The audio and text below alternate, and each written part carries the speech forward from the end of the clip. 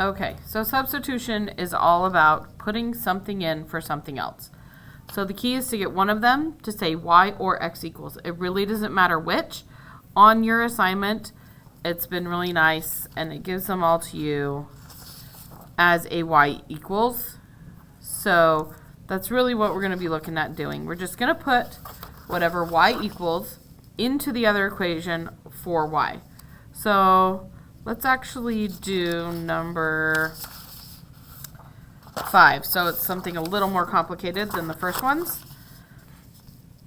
Okay, so since y equals 6x, that just means anywhere that there's a y, I am going to replace that with 6x.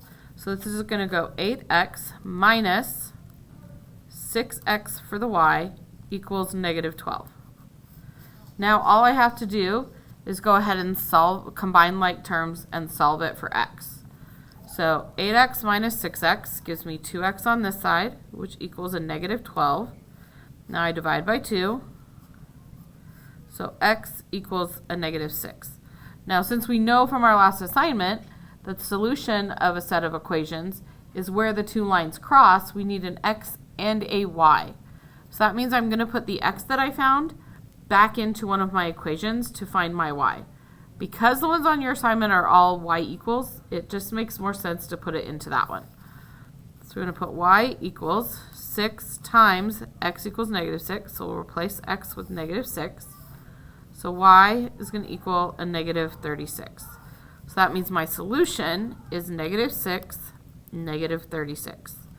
And the nice thing is that this one really nicely shows why we would want to use substitution or elimination instead of graphing. Graphing, once the numbers get too big, it just becomes very cumbersome and difficult to graph, whereas sometimes it just makes more sense to do it algebraically, and this is one of the ways you can do them algebraically. Next lesson, you'll learn how to do them with elimination, and that's one of my favorite ways to solve because it works really well with any size equation. But that's how you do them. You just replace the y with what y equals, solve for x, and then put that back in. Hopefully this helps. If you have any more questions, go ahead and let me know.